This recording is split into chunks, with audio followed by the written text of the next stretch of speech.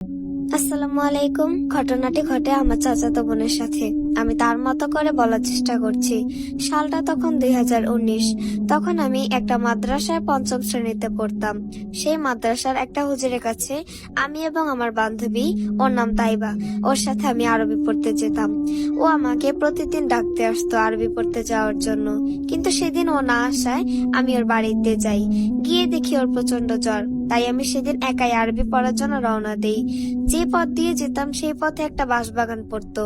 আমি সেই বাঁশবাগানে প্রবেশ করতে আমার তখন ঠান্ডা অনুভব হলো।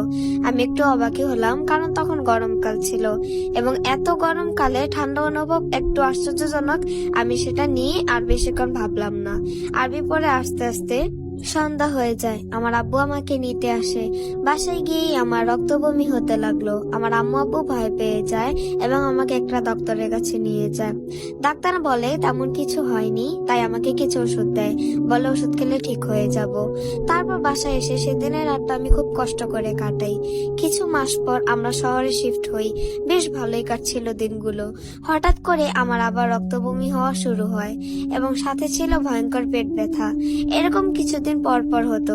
যখন আমার এরকম রক্ত বমি হতো আর পেটে ব্যথা হতো, তখন আমার আব্বু জায়নামাজে বসে কান্না করতো।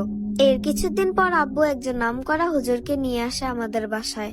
সাথে ছিল হুজুরের কিছু সহকর্মী।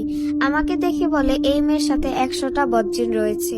আমি সেই হুজুরকে দেখে অদ্ভুতভাবে চিল্লাতে লাগলাম এবং হুজুরের সাথে যে 4জন সহকর্মী ছিল তারা আমাদের ঘরে চার কোনায় দাঁড়ালো, চিৎকার করতে লাগলো। আর আমি সে শব্দ শুনে ছটফট করতে লাগলাম। আমার ভেতর একটা জিন প্রবেশ করলো এবং হুজুরটা সে জিনকে কিছু প্রশ্ন জিজ্ঞেস করলো। সেটা আমার এখন মনে পড়ছে না। তারপরে জিনগুলো চলে যায় এবং আমি পুরোপুরি সুস্থ আছি। এখন আমার সে ভয়ঙ্কর পেট ব্যথার বা রক্ত বমি হয় না। আল্লাহর কাছে হাজার শুকরিয়া যে আল্লাহ আমাকে এত বড় কিছুর হাত থেকে বাঁচিয়েছে।